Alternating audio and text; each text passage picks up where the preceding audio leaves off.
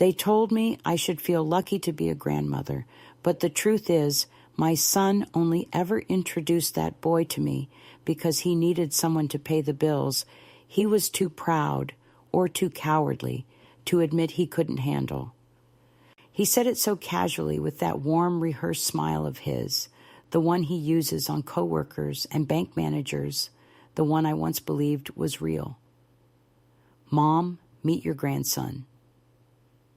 And I, foolish in the way mothers of sons often are, believed every syllable, believed that trembling little bundle wrapped in a hospital blanket was mine to love, mine to protect, mine to build a future for. I didn't know then that the future I was building was the foundation for their convenience and the grave for my self-respect. That was 8 years ago, and sometimes it feels like I am still standing in that hospital hallway, still holding that tiny hand, still feeling my heart expand in my chest like a second heartbeat, unaware that I was stepping into a story written entirely in someone else's ink. I'm 78 now, living alone in a quiet apartment where the heat rattles in the walls at night and the windows whistle in the autumn wind, as if whispering warnings I only learned to heed far too late. My days are gentle mostly, a walk to the bakery on the corner, a cup of tea steeped longer than necessary, a stack of library books I may or may not finish. But beneath that gentleness lies a raw place, an unhealed truth. My son lied to me, used me, let me pour my life into a child he knew was not ours, not mine, not his. A child who became my world without my consent and was then used as the rope with which they tied me to their needs. It's a strange ache, realizing the people you raised have turned your love into currency, a quiet transaction they assume you'll never question because mothers are not supposed to count the cost of devotion. But I remember the weight of that introduction. I remember the smell of antiseptic and over-polished tile, the way the fluorescent lights buzzed like impatient insects overhead. I remember how my son placed the baby in my arms with a certain urgency, as though he needed me to hold not just the child, but the illusion he had built. He said, "Mom, I know it's sudden, but we really need you right now." He needs you. And for me, those words were both a summons and a blessing. After losing my husband, after years of loneliness settling into my bones like winter frost, I was desperate for purpose, for belonging, for someone to wrap my arms around without hesitation. I didn't ask questions. I didn't ask why the baby didn't share a single feature with my family. I didn't ask why the birth announcement had been rushed, or why no one from her side came to visit, or why she avoided my eyes for the entire first week. Love makes fools of us all, but motherhood turns that foolishness into something nearly holy, something we perform without poetry, without applause. For 8 years, I lived as though that introduction were a sacred truth. I rearranged my schedule, drained my savings, clipped coupons until my fingers cramped, bought winter coats in advance during spring sales, paid for after-school programs, piano lessons they never attended, doctor visits they forgot to reimburse, shoes that were outgrown in months, birthday parties with too many children and not enough gratitude. My son would call and say, "Mom, could you maybe help just this once?" And I would laugh softly, pretending it wasn't the 5th just once that month. They said I spoiled him. They said I loved too fiercely. They said I needed to learn to keep some distance, that I was becoming too involved, as though involvement were a crime when the only thing I ever wanted was to be the kind of grandmother children remember fondly, and you have rivers inside you. He'd run across playgrounds yelling my name like it meant sanctuary. He'd fall asleep against my shoulder with the kind of trust adults forget how to offer. In every laugh, every tantrum, every sticky hug, I found echoes of the family I thought I still had. He was my light, my second chance, the soft redefinition of everything I'd lost. But the truth, the unbearable truth, is that love can be manipulated, molded, weaponized. One day he was mine in every way that mattered, and the next I was sitting in a cold clinic exam room, staring at a sheet of paper that told me I had been living inside a fiction, crafted not out of kindness, but convenience. A fiction my own son had maintained with practiced ease. They didn't come with apologies. They didn't come with explanations. They came with accusations. Why had I insisted on the test? Why was I being dramatic? Why couldn't I just accept things as they were? They said I was overreacting, that nothing had changed, that biology was a trivial detail compared to family. But what they meant was, keep paying, keep helping, keep carrying the load we don't want to lift. They wanted my wallet, not my wisdom, my silence, not my heart, my obedience, not my autonomy. The day I realized that introduction, meet your grandson, had been nothing but a calculated invitation into a lie. Something inside me shifted with the slow, grinding certainty of tectonic plates. It didn't break me, not exactly. It rearranged me. It made me look at myself the way strangers might. An old woman, yes, but a woman with boundaries still within reach, with a voice still sharp enough to cut through the fog of manipulation, with a life that had not expired, simply because people she loved decided she was no longer useful. So this is the beginning, though it is really the middle of a much longer story. The moment when I understood that love without truth is only a performance, that loyalty without respect is merely self-erasure, and that sometimes the cruelest betrayals are wrapped in the gentlest phrases. My son said, "Meet your grandson." And I stepped willingly into a world built on borrowed affection. I didn't know then that one day I would step out of it just as willingly, not because I stopped loving, but because I finally stopped lying to myself. The beginning of the unraveling came in the smallest, most unremarkable moment, the kind that should have passed unnoticed, like a cracked leaf on an autumn sidewalk, or the sigh of an old house settling into its own bones. It was late afternoon, golden light slanting across my living room rug, dust flickering in the air like suspended questions. My son had arrived unexpectedly, his car pulling into my driveway too abruptly, as if brakes had been pressed only after hesitation. He walked in carrying the boy's backpack, which he dropped by the door with a heaviness that didn't match its size. He said he needed to talk, and there was something in the way he stood, one shoulder slightly higher, his jaw flexing as if he were holding back a truth trying to punch its way out, that made me instinctively move to put the kettle on, as though hot. Water could soften whatever was coming. He followed me into the kitchen, clearing his throat once, twice, too many times, and then he said the words that unlocked everything. They had been thinking about doing a DNA test. He framed it as concern, wrapping his fear in the language of responsibility, saying they just wanted to be sure that his wife had been anxious during her last doctor visit, that it was just paperwork, nothing more. But the way he avoided my eyes told me there was more, much more, and yet I nodded anyway, because when sons speak in that tone, clipped, polite, rehearsed, you learn to listen not to what they say, but to what they are desperate not to reveal. He asked if I could pay for the test because it was a bit pricey, and their insurance was being difficult. And I, who had paid for so many things over the years, school clothes, medicine, groceries, utilities when their power nearly got shut off, reached for my checkbook automatically as though my hand had a memory of its own. I didn't question why the test needed to happen. Why now? Why with such urgency?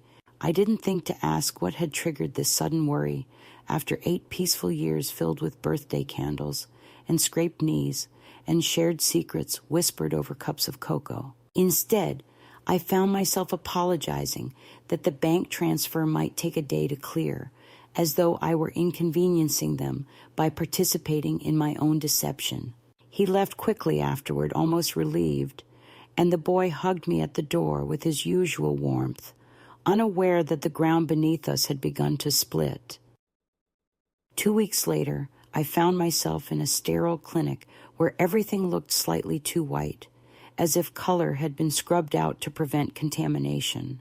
A young technician with bright hair and an indifferent smile asked me to sign forms I couldn't fully read through the haze of unease that had settled in my chest. They had insisted I be tested as well, to confirm the family line, and though the reasoning felt flimsy, I cooperated, telling myself it was all routine. I had always believed routine was harmless, the quiet pattern of a life lived with predictability, but that day routine felt like a mask hiding something I wasn't meant to see.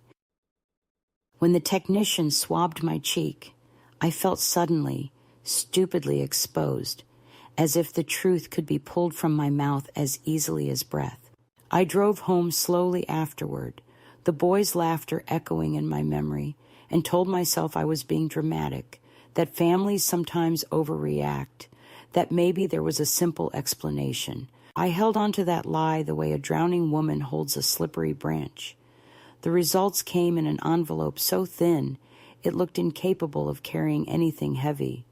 But when I held it in my hands, the weight was unmistakable. My son had left it on my kitchen table without a word, without waiting for me to open it.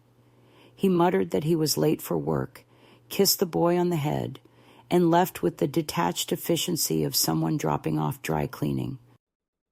I sat alone in the kitchen, staring at the envelope for a long time before sliding a finger under the seal. The paper inside trembled, though I don't know if it was my hand or the truth itself resisting its own revelation.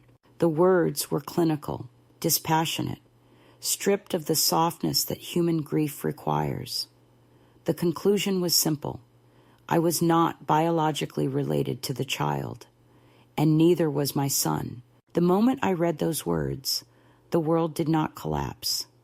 It shifted, slow and seismic. It tilted with the kind of quiet violence that doesn't push you to your knees, but forces you to stand in a new landscape where nothing is familiar. I felt no screams, no shattering heartbreak, only a cold, stunned stillness, as though someone had opened a window in the dead of winter and let the air pour in. I read the paper twice, then 3 times, tracing the lines with my finger, searching for some mistake, an asterisk, a footnote, anything that could soften the blow. But the truth was stark, unadorned, unarguable. When they returned that evening, the boy ran to me as he always did, slipping his small hand into mine, his smile bright and unaware. Behind him, my son and his wife stood rigid, their faces tight with something that looked like fear wearing the mask of annoyance. She spoke first, her voice brittle as thin glass, saying the test didn't mean anything and that I shouldn't jump to conclusions. My son nodded, avoiding my eyes, insisting they were processing and didn't need extra pressure. Extra. Pressure, those words, sharp as pins pressed under the fingernails, as though my pain were an inconvenience, as though my confusion were a burden they had no time to carry. They said biology didn't matter. That family was about love, not blood. And for a brief moment, those words almost comforted me, because hadn't I believed that very thing for 8 years? But then she added, too quickly, that it was probably best if I didn't mention the results to anyone, that we needed to stay united, that the boy didn't need the drama. And suddenly it became clear, this wasn't unity, it was containment. They weren't protecting me, they were protecting themselves. The deception had not been a mistake or a misunderstanding. It had been deliberate, sustained, convenient. I realized then that the DNA test had not uncovered the betrayal. It had simply forced them to stop hiding it. When the boy fell asleep on my lap that night, his breath warm against my collarbone, I felt a grief so deep it didn't even register as pain. It was something older, heavier, a grief that came not from losing someone, but from realizing that you had never been allowed to have them in the first place. I stroked his hair gently, committing every strand to memory, knowing that the world outside that quiet moment had shifted irrevocably. Something had begun, or perhaps something had ended, and I was only just learning how to name it. I remember the days after the DNA test as a kind of slow suffocation, not the violent kind that leaves bruises or panic, but the quiet, creeping sort where you wake each morning and feel that someone has turned down the oxygen in the room just enough for you to notice, just enough for you to wonder whether you're imagining it. My son and his wife behaved as though the truth we'd uncovered were an inconvenience, a stray thread that needed to be clipped before anyone noticed, and their approach to me shifted almost imperceptibly in ways so small at first that I told myself I was being too sensitive, too emotional, too everything they always accused me of being. They insisted that nothing had changed, that the boy still loved me, that I was still important. But the warmth in their tone had dissipated, replaced by a strained politeness that felt like the sound of a door being held shut from the inside. They wanted me present enough to continue providing the support they depended on, yet distant enough that I wouldn't disrupt the carefully curated narrative they had created around their family. The boy, oblivious to the tension, continued to run into my arms with a joy that made my heart swell and ache simultaneously, and I felt myself clinging to those moments with increasing desperation, sensing that they were becoming rationed, limited, portioned out to me like breadcrumbs. Gradually, visits were rescheduled, calls took longer to be returned, and when I offered to take him to the park or help with school pickups, there was always an excuse, always some vague reason tied to routines or new boundaries or the boy being a little overstimulated lately. They spoke to me in soft, measured tones, the way doctors speak to patients whose sanity they hope to manage gently. The change was subtle enough that I almost convinced myself it was in my head, until one afternoon when I arrived at their home with a small gift for the boy, a book he had once pointed to in a store, saying he wanted to read it with me, and found the door answered not by him, but by my daughter-in-law, who stepped outside and closed the door behind her as though she were containing a fire. She smiled a practiced smile and thanked me for the gesture, then added that it might be better to give him some space because he was confused, and they didn't want to feed into that confusion. She said it so gently that it took me several seconds to understand she had just denied me the simple act of handing my grandson a book. When I asked to see him for just a moment, she claimed he was napping, though I could hear his voice through an open upstairs window, laughing about something on a tablet. I stood there holding the book in both hands, feeling the weight of it change, as though the pages had become something fragile, breakable, symbolic of a closing door I did not yet know how to pry open. My son's behavior grew more distant as well. He started calling me only when there was something to request, a bill that needed covering, a school fee due, a medical copay they hadn't budgeted for. But when I attempted to talk about the test results, he shut down instantly, his voice flattening into something eerily neutral, as he insisted that rehashing things would only create needless stress.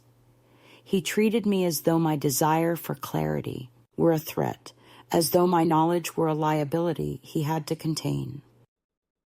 The boy's face began disappearing from their social media posts, replaced by curated snapshots of the three of them in matching outfits, smiling with the careful stiffness of people trying to convince an invisible jury that their story was seamless.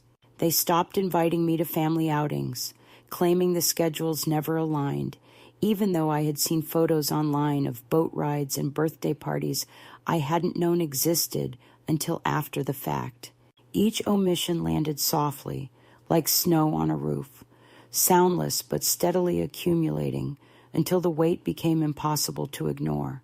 It wasn't just exclusion, it was erasure, and the subtle ways they attempted to rewrite the last 8 years were more painful than any direct cruelty could have been. They began referring to me as helpful rather than family, describing things I had done, doctor visits, meal prep, school pickups, as kind gestures rather than responsibilities I had carried when they didn't or wouldn't. They downplayed my involvement in the boy's life, positioning me as a visitor rather than the constant presence I had been. And every time I pushed back gently, every time I tried to remind them of the truth, they dismissed me with a quiet reprimand, suggesting I let things settle and not get emotional over technicalities. The word technicalities stung more than any insult because it reduced 8 years of love, effort, and sacrifice to something bureaucratic and inconsequential. The boy sensed the tension, though he couldn't articulate it. He became clingier when I visited, holding my hand a little longer, leaning his head against my shoulder more urgently, asking if I would still come to his school play or if I would still pick him up on Fridays. And each time he asked, my daughter-in-law would step in with that polished smile, saying something about new routines or simplifying the schedule, gently pulling him away from me as though I were something he needed to be protected from. The confusion in his eyes during those moments was unbearable, and I found myself swallowing my words, biting back my protest, because I refused to let him see adults fight over him like territory. Then came the morning when I arrived after being invited for breakfast, only to be told through the barely open door that the timing had changed and they forgot to let me know. I stood on the porch, listening to the faint sounds of dishes clinking inside, knowing full well they were eating without me, knowing that someone had chosen to shut me out, literally and figuratively. My son apologized through the door, quick, perfunctory, unconvincing, before promising we'd try again soon, a phrase that had begun to lose meaning. The quiet cruelty of exclusion is that it rarely arrives in dramatic fashion. It comes in delays, in polite refusals, in soft voices explaining why your presence is inconvenient, unnecessary, even disruptive. It comes in the way people look at you as though waiting for you to nod and accept your new, diminished place in their world. And each time you accept, something inside you shrinks a little more, until one day you look at yourself in the mirror and realize you have become a ghost, haunting a life that used to be yours. That was the first escalation. Not an explosion, not a confrontation, but a deliberate tightening of boundaries designed to push me out while keeping my support close enough to reach. They wanted my money, my silence, my compliance, but not my questions, not my presence, not my truth. And the boy, caught in the middle, began to drift from me in ways he didn't yet understand, turning toward the people who controlled his days and away from the woman who had once been his safe harbor. The pain of that drift settled into my bones, heavier with each passing week, until I found myself waking in the middle of the night with the terrible realization that I was being gently erased, one routine at a time, and that unless I found a way to anchor myself to something solid, I would soon vanish from the story altogether. The shift began quietly, not with an act of defiance or revelation, but with the unexpected stillness that settles over a person when the storm around them becomes too familiar to fear. I remember waking one morning before dawn, the sky outside my window washed in a muted blue that made everything look softer than it felt, and realizing with a kind of delicate shock that I no longer recognized the life I was trying so hard to preserve.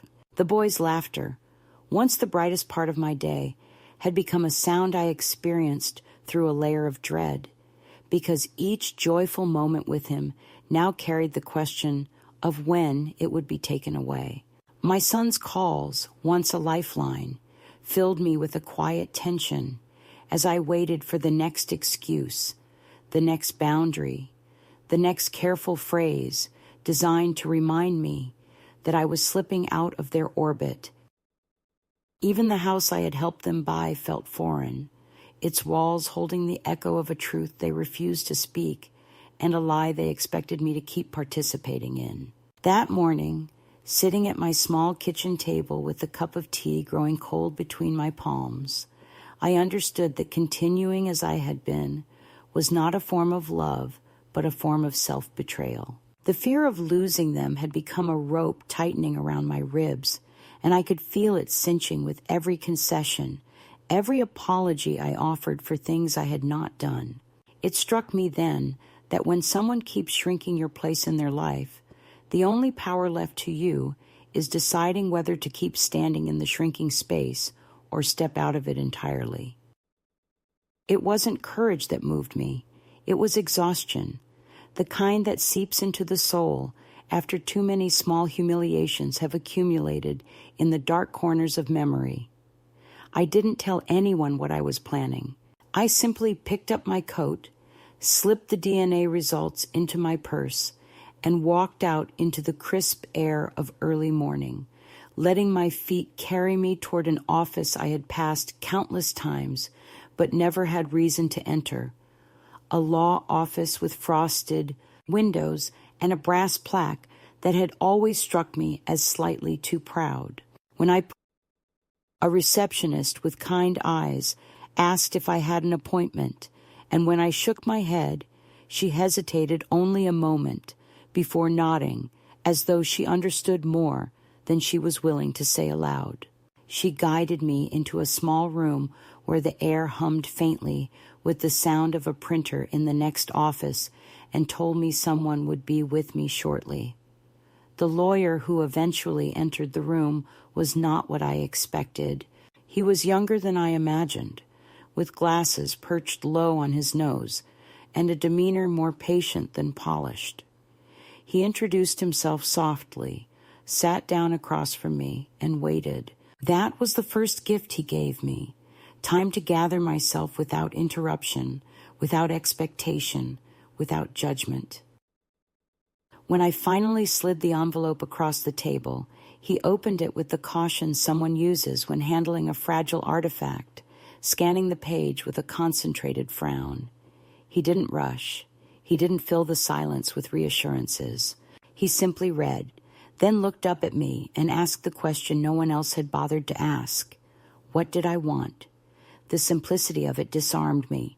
What I wanted seemed enormous and small all at once.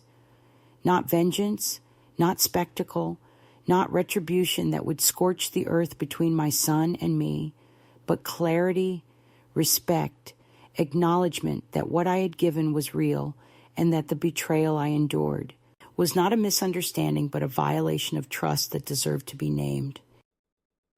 I told him about the 8 years of financial support, the bills, the school costs, the quiet sacrifices that had left dents in my savings account and deeper dents in my sense of self-worth. I told him how they had pulled me closer when they needed something and pushed me away when they feared I might become inconvenient. I described the shifting excuses, the withheld visits, the guarded politeness that had replaced warmth, and the way the boys' confusion had become the silent soundtrack of my days. He listened the way people do when they know they are being entrusted with something precious, taking notes sparingly, his pen scratching quietly across the paper. When I finished, he leaned back and told me 3 things: that I had more grounds than I realized, that what had happened was not only immoral, but legally actionable, and that I needed to understand the difference between seeking justice and seeking repair. Justice, he said, is about truth. Repair requires people who want to mend what was broken. I felt something loosen in my chest when he said that, because for the first time, someone had articulated the thing I had been afraid to admit. My son did not want repair. He wanted silence.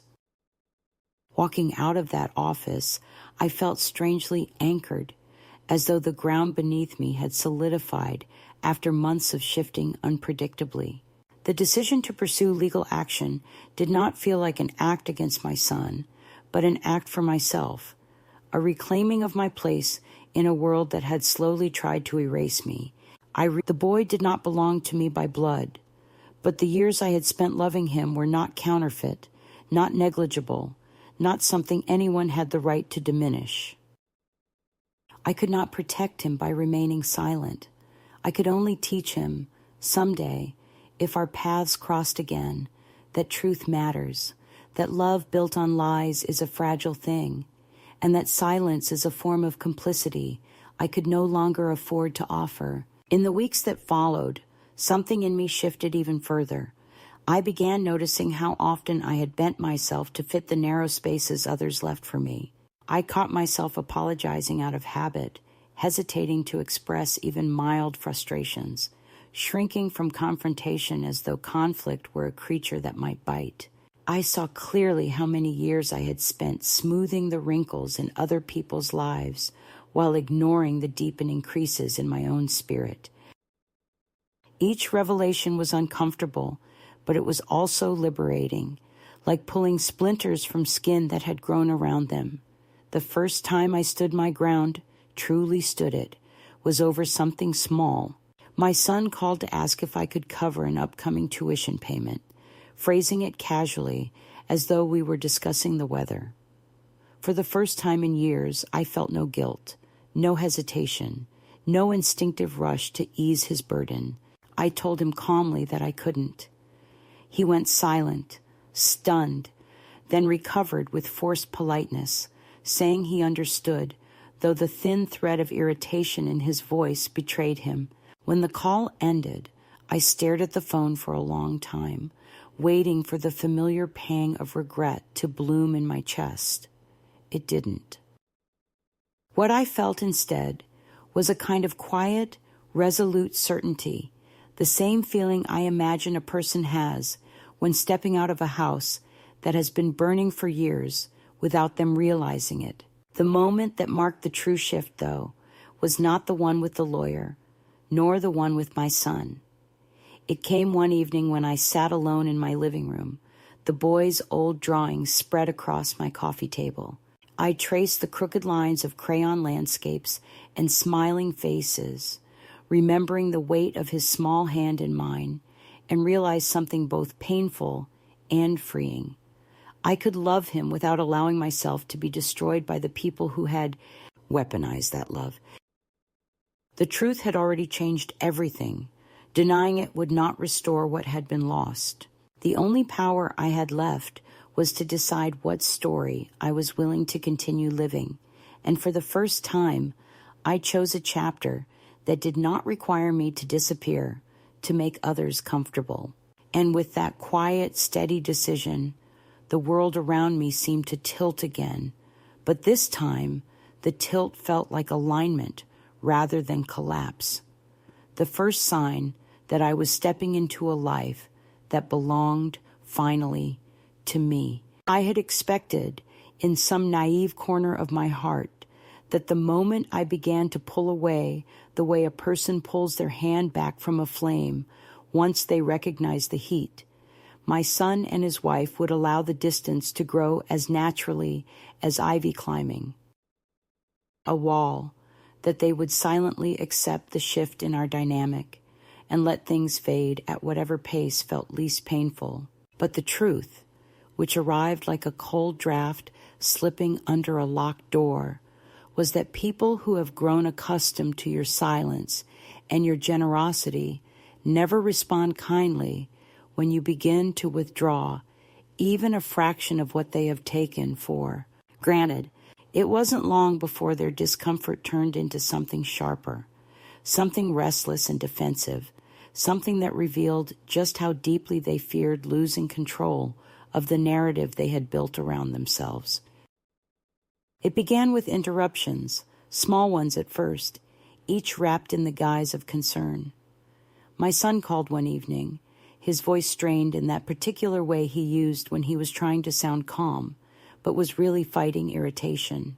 He said he wanted to make sure I wasn't overthinking the situation, that I wasn't letting the DNA results cloud my judgment, as if 8 years of love could be reduced to fog or smoke, something that obscured reality instead of illuminating it.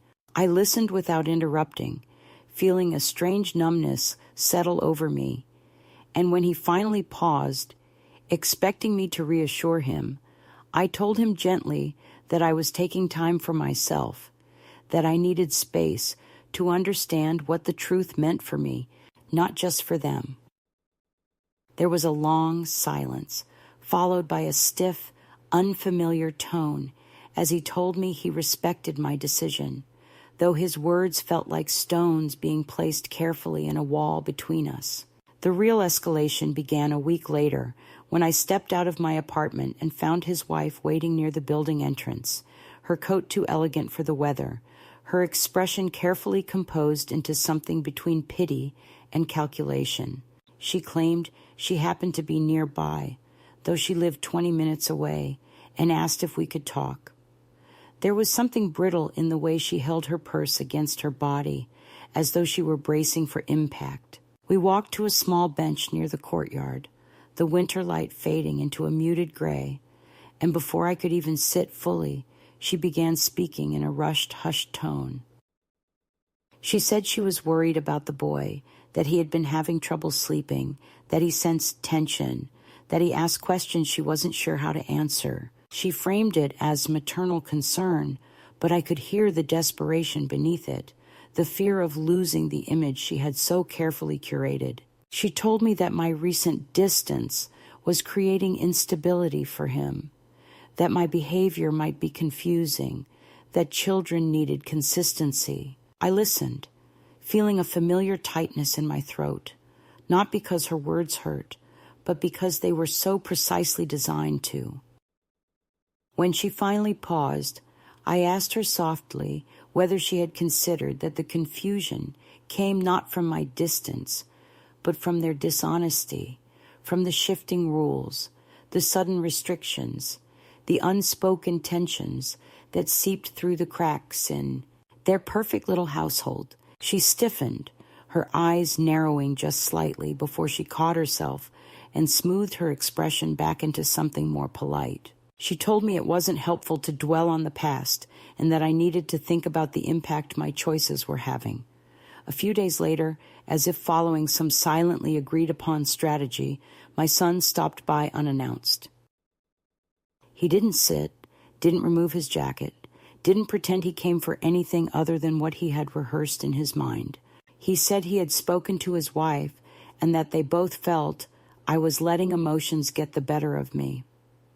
He added that he didn't want things to escalate, that it would be sad and unnecessary if legal matters became involved, that the family should handle things privately. The implication hung in the air like a thin sheet of ice. He knew what I was doing, or suspected it. He knew I had sought advice. He knew the narrative was slipping out of his hands. And although he didn't raise his voice, the tension radiating from him was unmistakable. He paced, rubbing the back of his neck the way he did when he was nervous, and told me with a brittle smile that families survive difficult moments only when everyone stays aligned. I asked him aligned with what, and he hesitated just long enough for me to understand the truth. Aligned with the version of the story that didn't implicate him, aligned with the version where he was the dutiful father and loving son, aligned with the fiction where my role was to support and not to question. It wasn't long after that visit that the true confrontation emerged, the kind that transforms subtle tension into unmistakable threat. I received an email from someone I did not know, a lawyer whose name appeared beneath an overly formal signature line and whose message was carefully worded to appear neutral. He wrote that he represented my son and his wife, that they were concerned about my well-being, that they wanted to ensure I was not being unduly influenced, that they were prepared to step in if necessary. The phrasing made my stomach twist, the implication that my capacity was in question, the suggestion that I was fragile or confused, the insinuation that I might not be competent to make my own decisions. It was not merely insulting, it was strategic, a warning shot meant to rattle me, to push me into retreat, to remind me that the very people who had benefited from my generosity were willing to weaponize my age and solitude against me. The day after the email arrived, the boy called me from his father's phone. His voice was quiet, tentative, uncertain, as he asked whether I was upset with him, whether he had done something wrong, whether I was still going to come to his next school performance.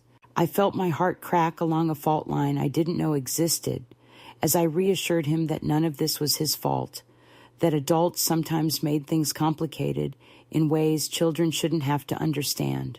I could hear someone in the background, a sharp whisper, hurried and muffled, before the call ended abruptly, leaving me staring at the silent screen, realizing that even his small attempts to reach me were now being monitored.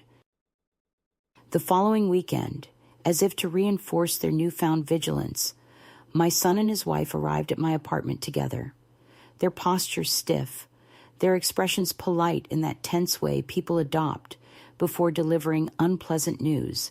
They said they wanted to clarify boundaries and avoid misunderstandings, and the conversation quickly revealed itself to be an attempt to push me into relinquishing any claim to involvement in the boy's life beyond what they deemed acceptable. They spoke in calm, even tones, but their eyes were hard with determination. They accused me of creating instability, of stirring unnecessary tension, of making things harder.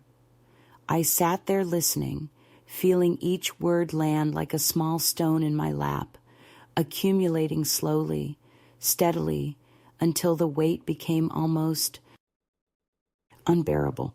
When I asked them if they recognized the harm they had done, the years of deception, the emotional manipulation, the financial strain they had allowed, even encouraged, they brushed it aside, calling it complicated, calling it a misunderstanding, calling it history.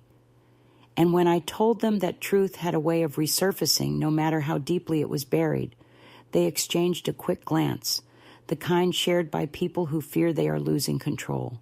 The weeks that followed were a blur of small pressures, each one designed to push me into silence. They withheld information about the boy's schedule, making it harder for me to see him. They sent perfunctory updates, vague and impersonal, as though writing to a distant acquaintance rather than someone who had held that child through fevers and nightmares and the thousand small uncertainties of early childhood. They framed my quiet withdrawal as emotional volatility, telling relatives I was reacting poorly, implying I was unstable. It was a kind of social pruning, cutting me away branch by branch, making sure no one questioned why. But the moment I knew things had escalated beyond repair came on a rainy afternoon when the boy's teacher called to ask whether I would be attending the school art exhibition he had spoken about so excitedly. I told her I hadn't been informed of it, and she hesitated, confused, explaining that he had been certain I was coming. I arrived at the school anyway, walking through the halls with a sense of dread, and found him standing by his artwork, a colorful, imperfect painting of a tree with roots that seemed too large for the trunk. When he saw me, his face lit up with a joy so pure it nearly brought me to my knees. But just as I stepped toward him, my son appeared, surprise flickering across his expression before it hardened into something guarded. He placed a hand on the boy's shoulder and said they were about to leave, that I should have checked first, that these things are hard enough without unexpected complications. The boy looked up at him in confusion, then back at me, and the pain in his eyes was a sharper blow than anything his parents had ever delivered.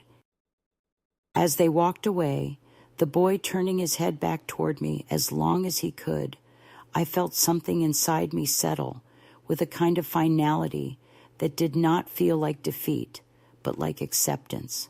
The escalation had reached its peak, not in anger, not in confrontation, but in the undeniable realization that they would rather break the boy's trust, rather distort his childhood memories, than allow him to remain connected to me on terms they did not control.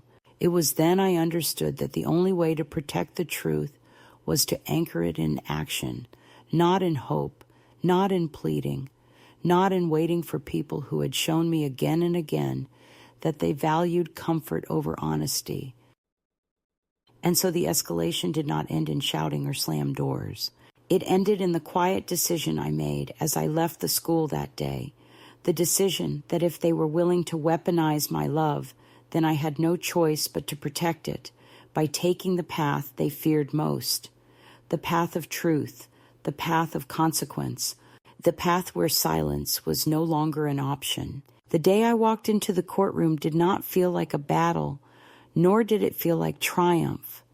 It felt like stepping into a version of myself I had forgotten existed, a woman made not of fragility or desperation, but of a quiet, unyielding certainty that had taken months of small humiliations and slow revelations to crystallize.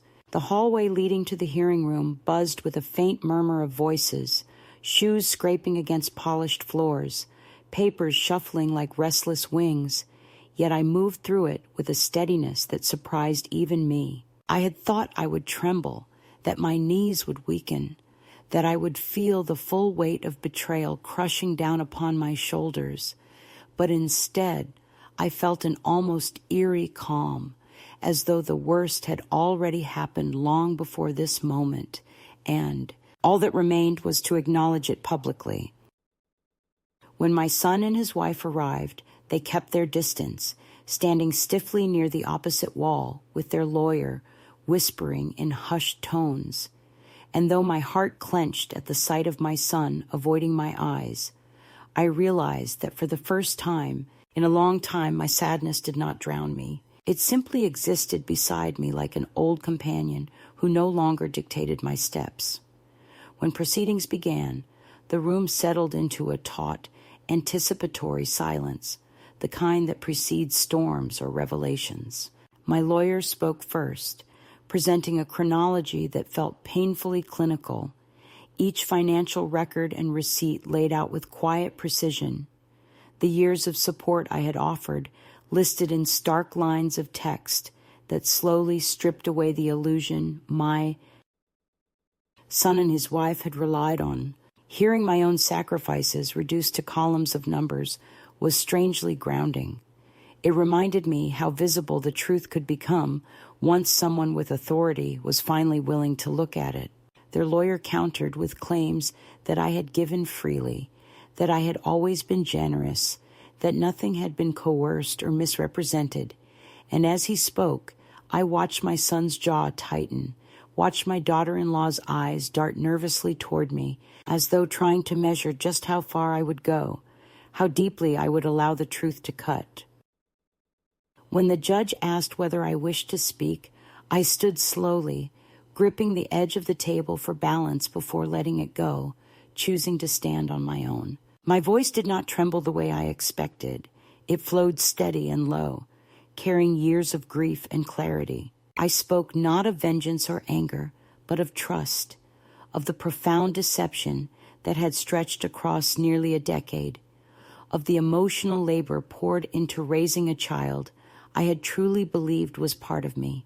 I described the long nights holding him through fevers, the mornings preparing lunches, the endless school events where I had cheered the loudest, the countless bills I paid, not because I was asked, but because love made me believe that giving was a privilege. I explained how the revelation of the DNA test had not been the end, but the beginning of a slow unraveling in which my questions were dismissed, my presence restricted, my intentions distorted, and my role rewritten into something that suited their guilt more than it reflected my reality. And when I paused, the room seemed to hold its breath, as though finally understanding the magnitude of what had been stolen from me. The other side attempted to regain control, presenting a narrative in which they were overwhelmed young parents who had relied on family support without intending harm, but their words sounded thin and rehearsed, lacking the sincerity that truth requires. When the judge asked why they had never disclosed the uncertainty about the boy's paternity, my son hesitated too long, his silence unraveling his credibility more effectively than any argument I could have made. His wife stepped in then, her veneer of composure cracking as she insisted it had been an oversight, that they were afraid, that they hadn't known how to explain something so complicated.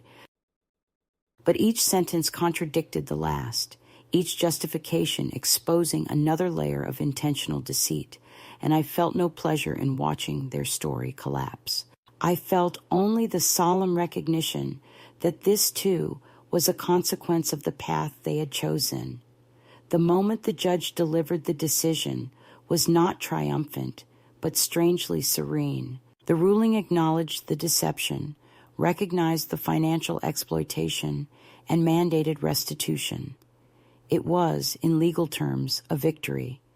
But what settled over me was not triumph, it was release. For the first time, the truth was not something I carried alone.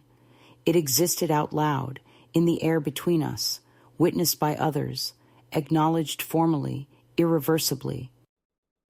My son sat rigid, his face pale, his eyes fixed on the floor, and though the sight pierced me with a sorrow I would never fully escape, it no longer felt like a wound I had to bleed from. It felt like a final reckoning, the kind that clears the fog from the road ahead, even as it leaves ruins behind. Afterward, as I walked out of the courtroom, the building's tall windows pouring muted sunlight across the marble floor, I felt the strangest sensation, a lightness I hadn't known in years. It didn't erase the pain or the loss or the memories that now felt bittersweet, but it made room inside me where grief had once crowded out everything else.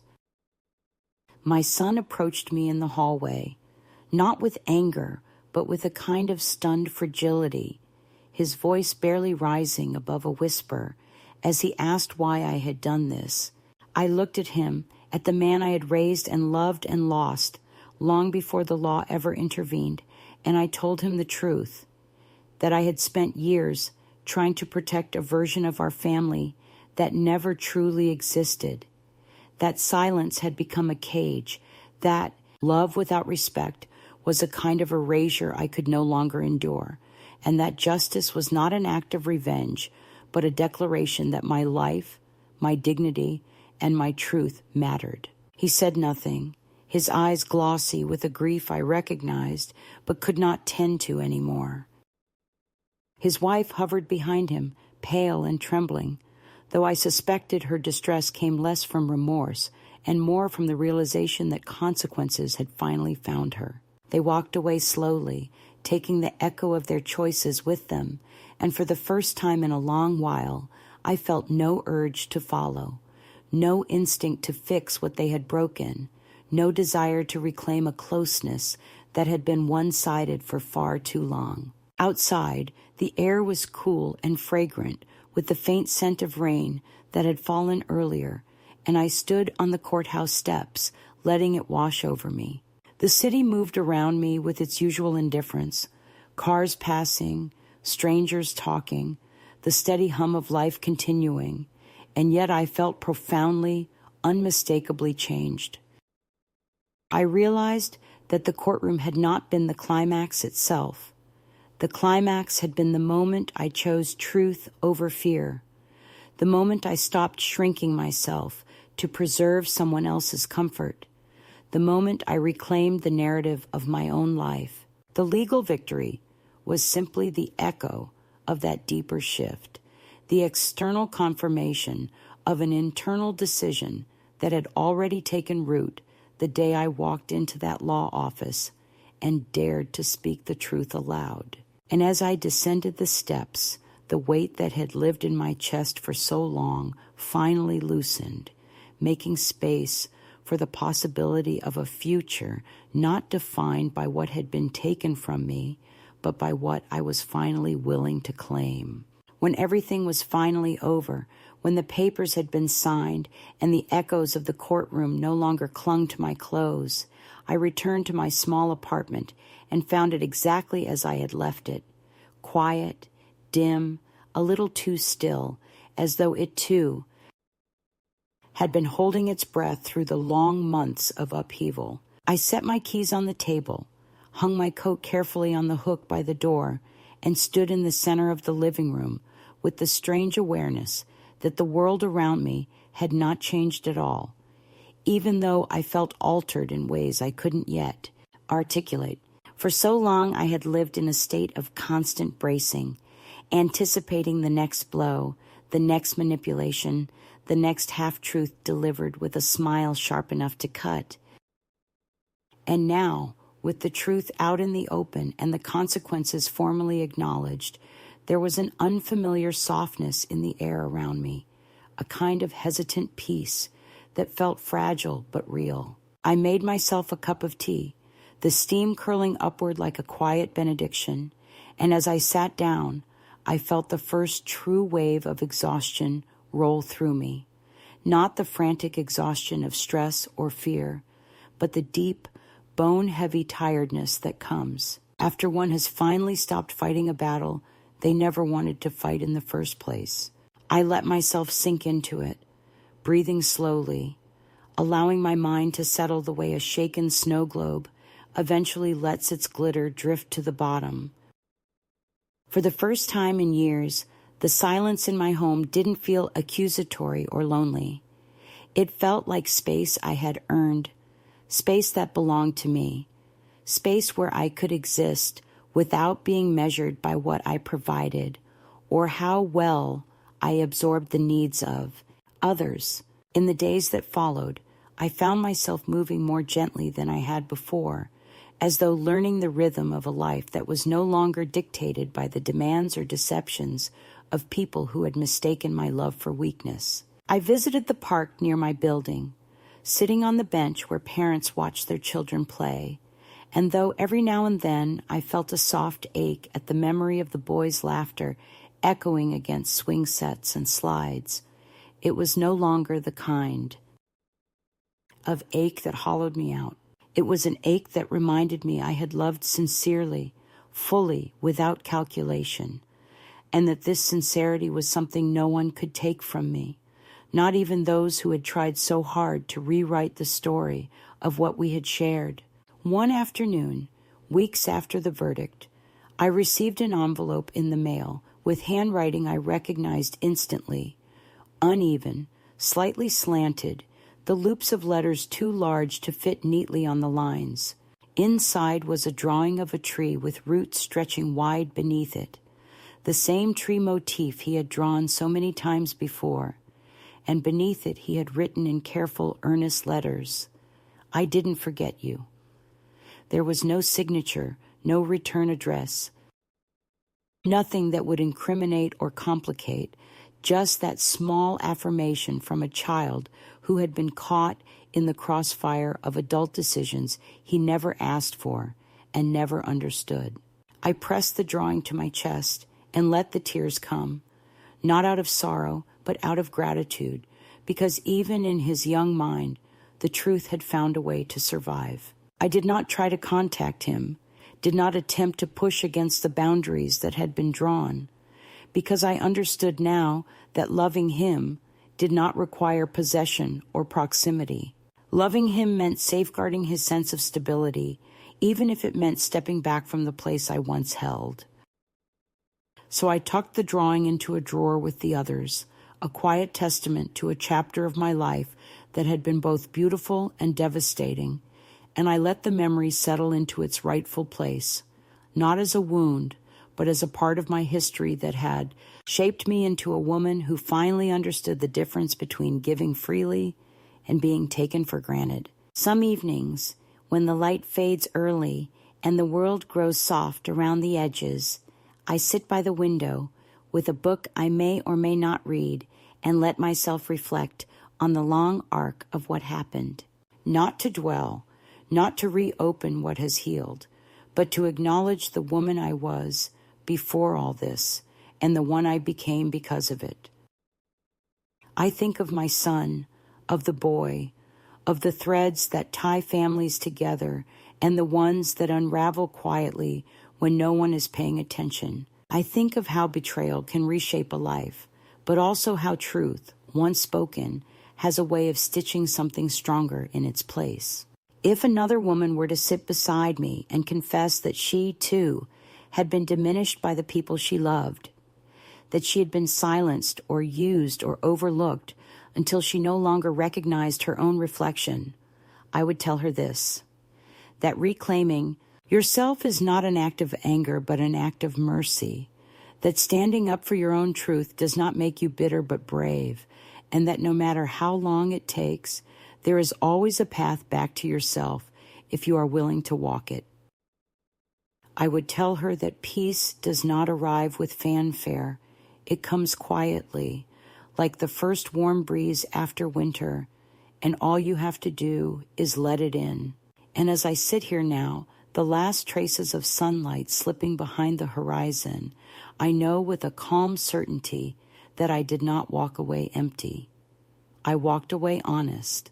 I walked away whole. And in a life shaped by too many years of being needed, but not respected, that is a victory deeper than any court ruling, a quiet triumph that feels, finally, like home.